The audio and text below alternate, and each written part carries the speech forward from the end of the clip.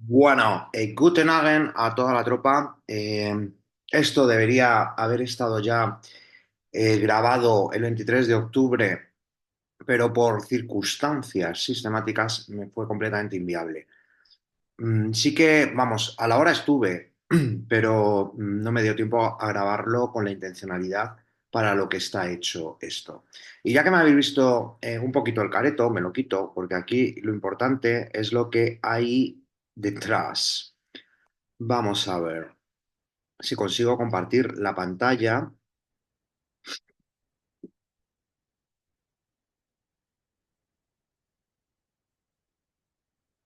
Vale, bueno. Para los que conocéis un poco en qué consiste esta trayectoria del Big Brother al Big Data, es, bueno, vamos a ir a los orígenes. Fue un taller que se inició cuando era legal no salir de casa, vamos, cuando te encerraban en tu propio domicilio, por no hablar de toques de queda, etc., etc., que no lo voy a hablar porque me siento bastante abuelo hablando de eso, con lo cual, pues next, fuera. Eh, Fueron unos talleres de pedagogía social basándose en la experiencia y vinculándose al análisis experimental de lo que acontecía, ¿no?, en la sociedad. Bueno, así a grosso modo, esta es la tercera versión, pero me apetece empezar a hablar de las iniciales. La primera, que sí que fue justo al principio del confinamiento, se tituló, la tengo por aquí, la tengo guardadica, espero que no se me rompa el ordenador, más que nada porque no tengo money para comprarme otro. Bueno, no, eso es secundario, es por toda la información que tengo aquí. Vale, bueno, pues la primera presentación, que tuvo varios talleres, algunos dedicados especial para alumnis, para exalumnos y demás, se tituló Datos, Pedagogía, Cultura Social y Cultura Crítica. Esta fue a raíz del 2020. La segunda, aunque ya digo que cada versión ha habido varias propuestas, la segunda, que tenía contenido adicional, se titulaba Nueva Anormalización. Y esta que estamos comenzando ahora, ya la voy a poner en pantalla completa, pues la he titulado Normalización Polarizada. Eh, Llevo varios días pensando, hoy en día se habla mucho de salud mental, etc., etc., pero yo lo enlazo más con temas físicos. Los polos opuestos se atraen, ¿no? Pues un poquito, va por ahí los tiros.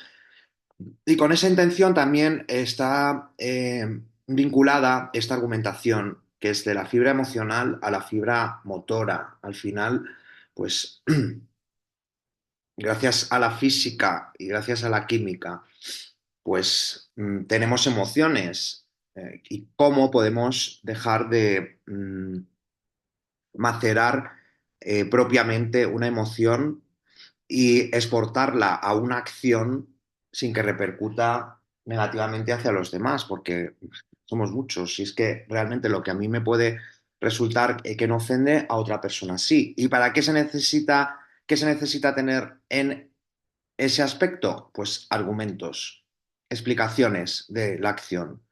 Vale, a ver si consigo pasar la diapo. Realmente creo que tengo 40 minutos, a ver si me da tiempo, porque si no me va a echar zoom.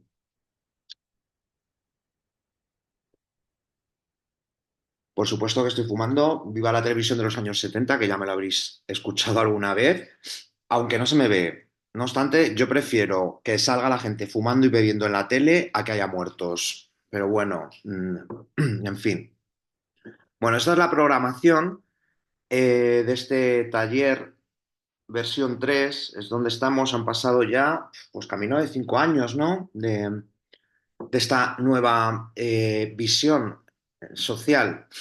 Vale, bueno, pues vamos a empezar a hablar de juicios sociales, les he denominado juicios de Gutenberg, que lo enlazo y lo tengo escrito en la revista pedagógica que he diseñado con todos estos talleres, que si la queréis también, pues me escribís un correíto y os la envío por PDF.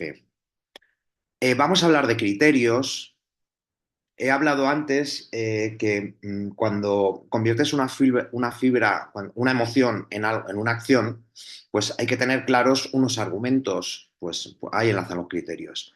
Continuamos con la fibra emocional, la motora, la actitud, que se habla un montón de conceptos que no voy a repetir porque es que les tengo ya aquí grabados a fuego en el cerebro, con lo cual yo soy un firme defensor de la actitud. Y por supuesto del diálogo, a veces es complicado, ¿eh?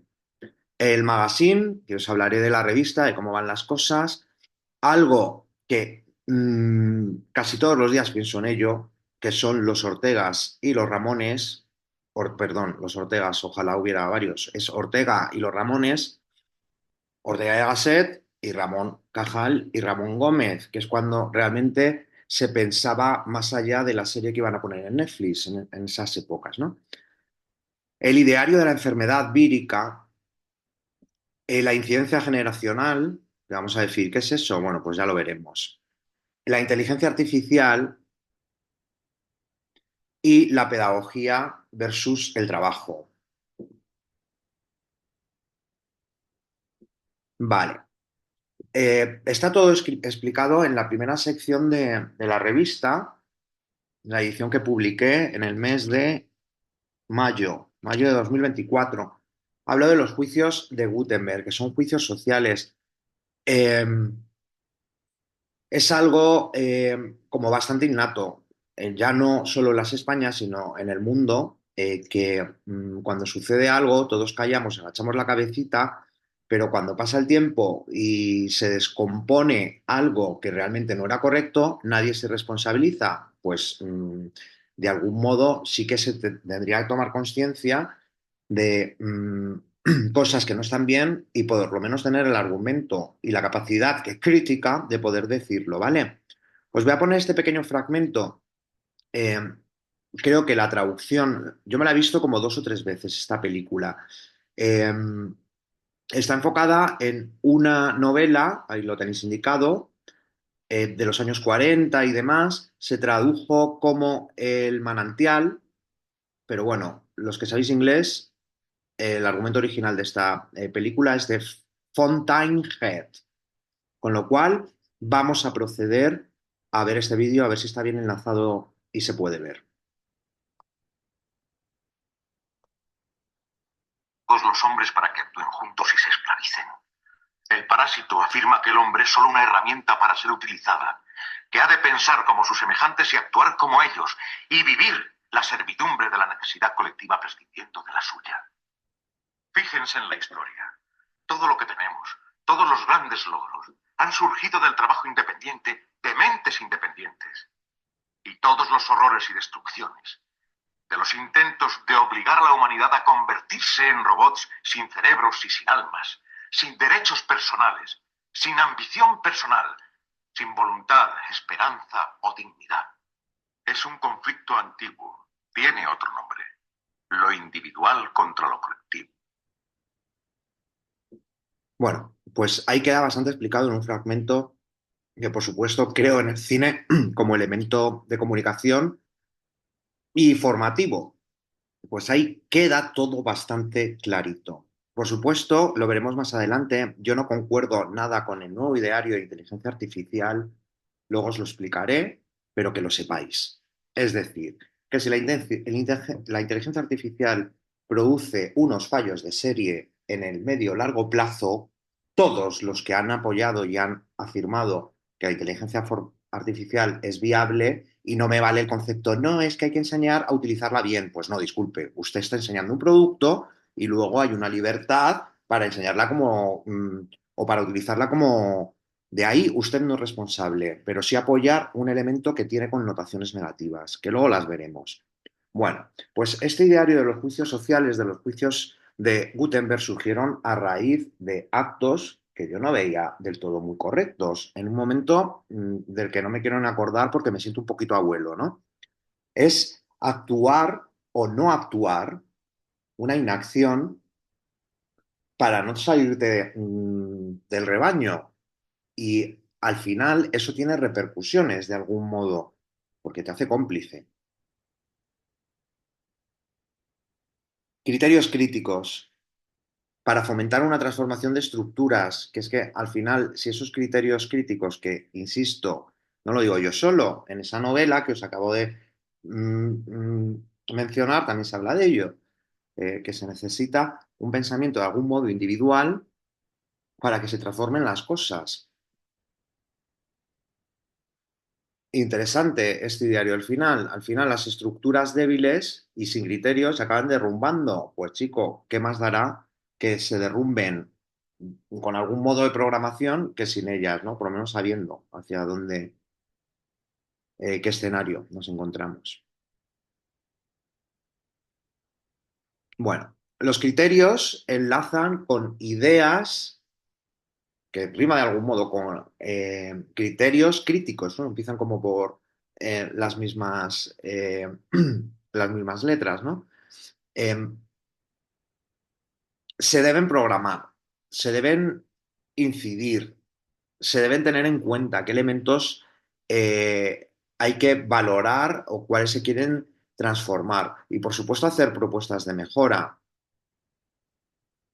Y os voy a poner un ejemplo. Sabéis que me pago las facturas cuando me dejan eh, a través de programación de formación para el empleo.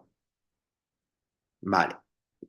Todo está privatizado, es decir, no hay ninguna estructura pública que lo gestione. Bueno, lo gestionan, pero lo realizan academias privadas. Pues ahí ha sucedido de todo. Por mi parte, yo lo que hago es comunicar mis propuestas de mejora a la administración, que son las responsables. Por supuesto que las academias también, pero al final quien está en la cúpula gestionando la acción es la propia administración. El ejemplo que os ponía, no se pueden poner malos los profesores de formación profesional para el empleo, porque son profesores titulares. ¿Qué pasa? Que tienen que hacer 80.000 papelotes de burocracia para anular el curso con las quejas del alumnado, con las quejas de no sé qué, no sé cuántitos. Pues tan complicado que la propia administración tenga suplentes para sucesos del personal que está subcontratado por una entidad que colabora para ellos. Yo tampoco lo veo tan complicado, pero claro, para ellos sí, porque te sales del sota caballo y rey y ya es como el apocalipsis. En fin, sin más, que todas mis ideas de mejora enlazan con una propuesta. Y ahí tenéis una preguntita. Sí, no, no sabe, no contesta. En fin.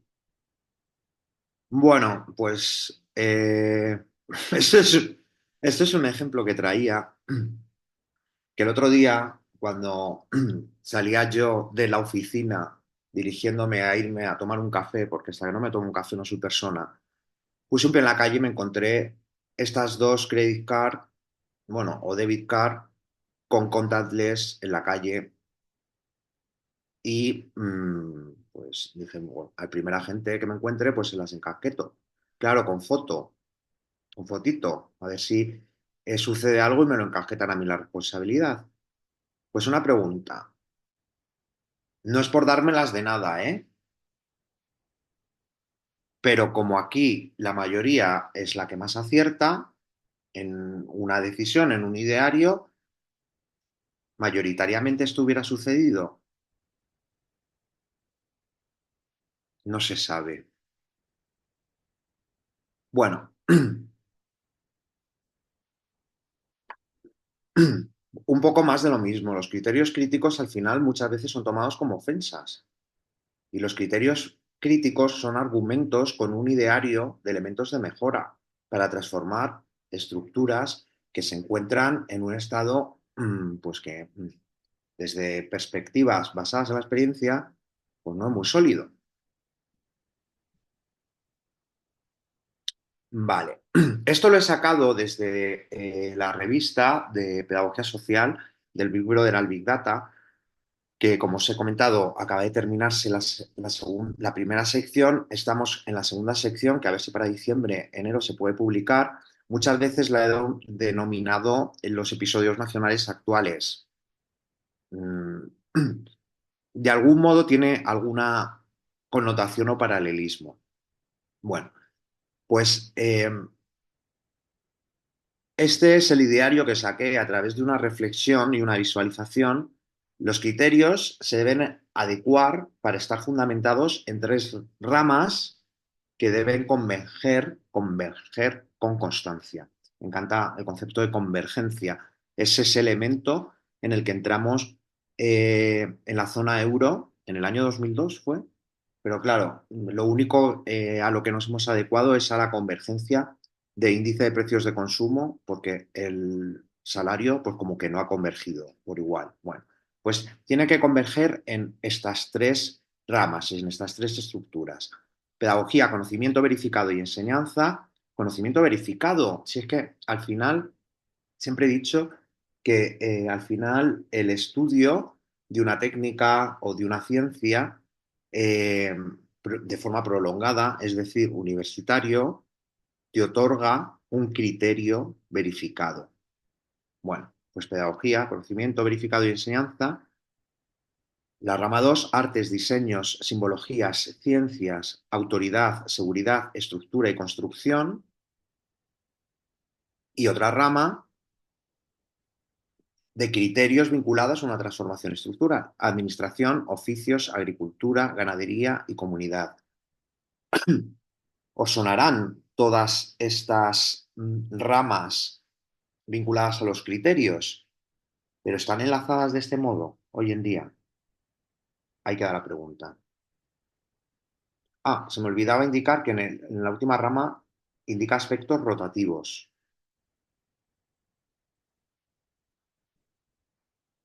Bueno, esto es lo mismo. Vale, esta es un poco la idea que ya os he comentado. Cómo exportar, me encanta ese concepto, cómo exportar un concepto emocional a una opción para producir la intención. Pues esto es imposible que os lo explique aquí, pero que lo sepáis. Aquí una nueva pista, la actitud de la acción. Es bastante complicado atribuir una emoción propia a otros organismos, pero al final se produce, ¿eh?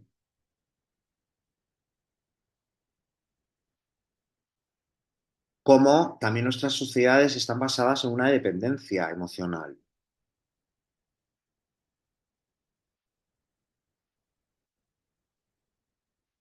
Imprescindible para tener criterio crítico, hay que tener criterio propio.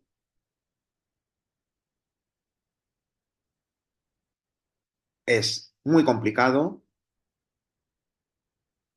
pero tu carácter genera más autenticidad y valor. Eso sí, es mucho más laborioso.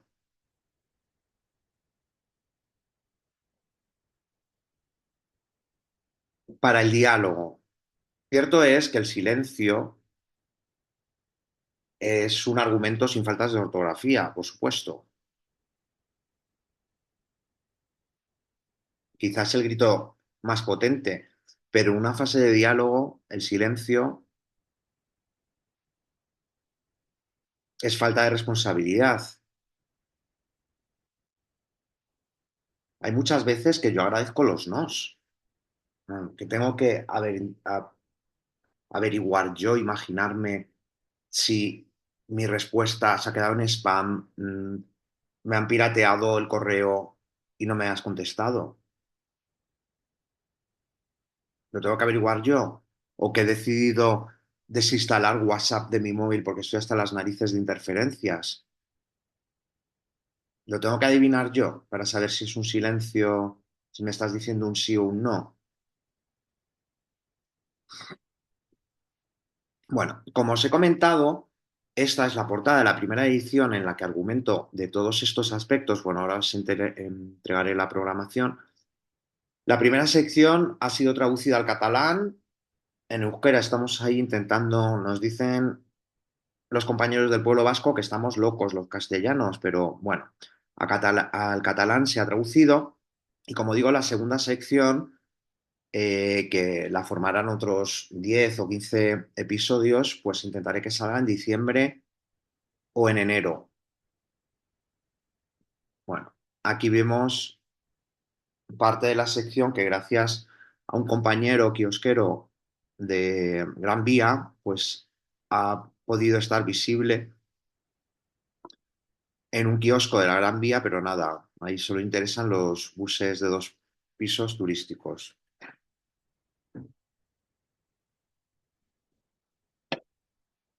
Bueno, aquí están saliendo la descripción de cada uno de los episodios de esta primera, de este primer magazine, de esta primera sección, que no voy a leer, dejaré un poco para que se visualicen. Son 13, si no me equivoco, 13 episodios en los que se va indicando cada una de las temporalidades y ahí podéis ver pues a una persona con el magazine en la mano que se lo doné, por supuesto. Vale, bueno, pues hay aspectos vinculados pues a la época del encierro, tema de los juicios, de los criterios, se habla de cinismo social, conflicto de caracteres, de criterio propio, disidencia circular, disonancia cognitiva, violencia estructural y relaciones de dependencia, que es el episodio 13.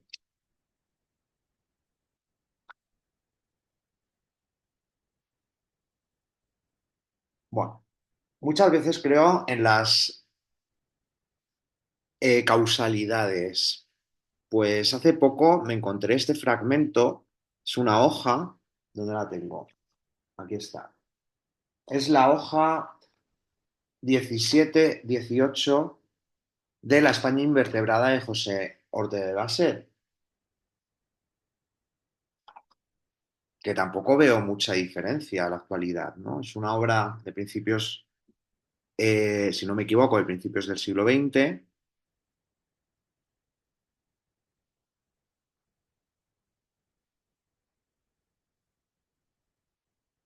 Falta por completo esa incitadora anticipación de un porvenir deseable. Más o menos estamos, después de 100 años, más o menos igual, porque hemos estado muy ocupados. Bueno, esto es un pequeño texto que realicé yo, pues también en el encierro, en mayo del 2020, sobre este tema.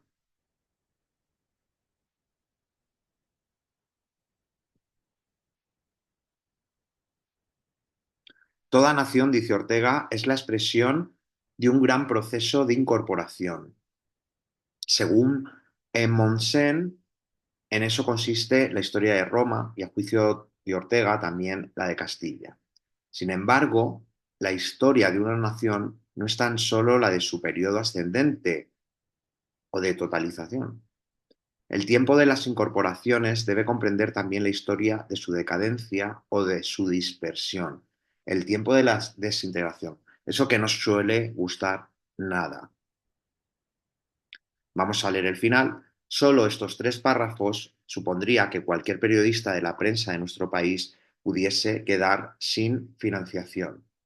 De hecho, sin ser periodista, casi comunicólogo, pero no sigo la estructura orgánica del programa, los créditos los tengo superados. Ya percibo en las instituciones el rechazo hacia el pensamiento libre. No quieren periodistas o comunicólogos, quieren buenos redactores y bien mandados. Punto y final. Pasamos a Ramón y Cajal, que aparte era culturista, que le gustaba la cultura, ¿no? Era culturista. Bueno, pues realmente se echa de menos personajes de este tipo, ¿no? Personas pues que dedicaban la mayor parte de su tiempo a indagar en elementos que no se conocían. No había fotos. Realmente se metió a grabador. Él miraba en su microscopio y nos hablaba de neuronas piramidales. Hoy en día se habla mucho de salud mental, pero claro, si no conocemos los órganos que lo configuran. Bueno, y a Ramón, como ya hablé de él en otras programaciones, no voy a hablar, pero para que no se nos olvide, Ramón con su gran vídeo en el retiro, en el Palacio de Cristal, del orador. Y aquí lo que importa es saber hablar y no lo que se dice. En fin, un besazo. Ramón Chu, allá donde estés. Vale. El ideario de la sociedad vírica, hago referencia a esta pregunta, lo social como pensamiento, que enlaza con la idea de mente coral, y ahí lo voy a dejar. Y la incidencia generacional, pues al final se habla mucho de disgregaciones generacionales, de menores de 25, mayores de 45, pero nos quejamos por lo mismo. Yo, en mi parte, soy de la generación del nacimiento del 15M, que ya lo decía, ese que inventó la sociedad líquida y que enlaza por aquí, porque en la revista, en esta programación, se habla de que la sociedad después de la sociedad líquida, que es de Bauman, el sociólogo polaco. Pero vamos hacia una sociedad fluida. Si es que, por cierto, bueno, creo que lo tenemos a continuación, luego lo explicaré. Es decir, ¿existen diferencias generacionales cuando realmente estamos teniendo los mismos problemas? Bueno, sí que es cierto que antes, cuando en el 15M se decía qué pasa, que no tenemos casa, ahora pasa lo mismo.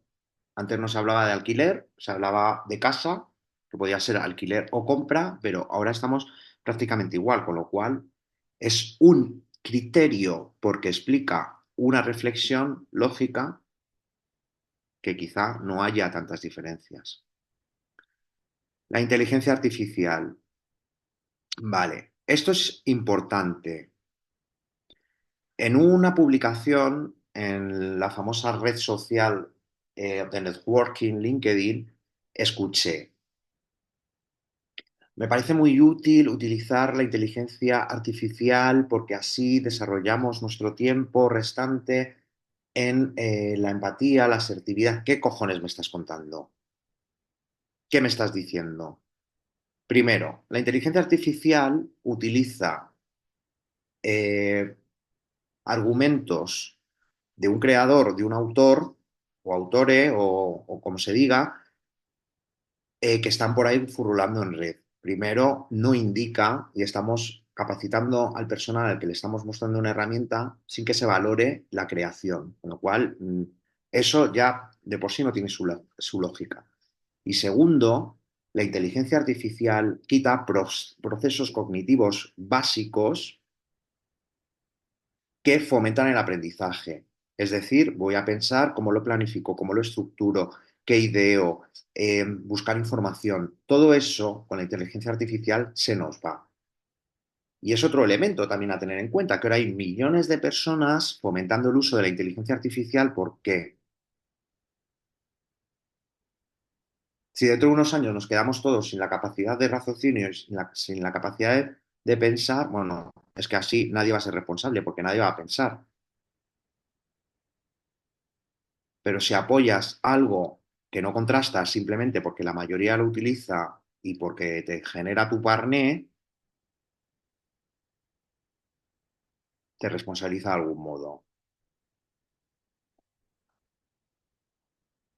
Bueno, y en cuanto a la pedagogía con respecto al trabajo, esto es lo que os comentaba de la sociedad líquida que relataba Zygmunt Bauman, en la que nos encontrábamos la contemporaneidad. Yo considero ya que vamos un poco hacia lo fluido, que fíjate, es el siguiente estado, ya el siguiente es el gaseoso, la desintegración.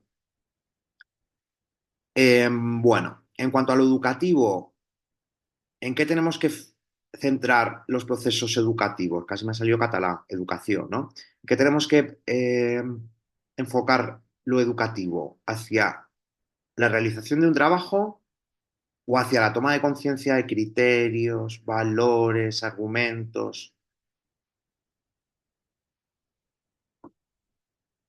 A buen lector o a buen oyente, pocas palabras vale.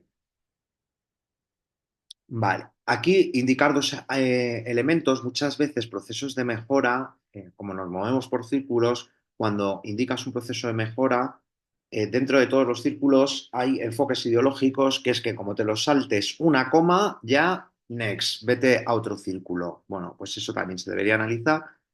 Y en cuanto a estos bloques estadísticos que tenemos casi todos fundamentados en análisis cuantitativo, yo me centro en el análisis cualitativo y crítico, que realmente son los que previenen problemas en el futuro. Y terminé. Bueno, perfecto. No sé cuánto tiempo he estado. Voy a dejar de compartir. Pues nada, ha quedado grabado el taller actual del Big Brother al Big Data con el eslogan de fibra emocional a fibra motora. Espero que resulte interesante. Voy a subir a YouTube este vídeo. Voy a dejar en la cajita el correo electrónico. Si queréis tener la revista, que la tengo aquí, en PDF, pues me lo decís. Oye, me sale decir una cosa que me voy a callar. Ya la publicaré por otro lado. Un saludo y muchas gracias.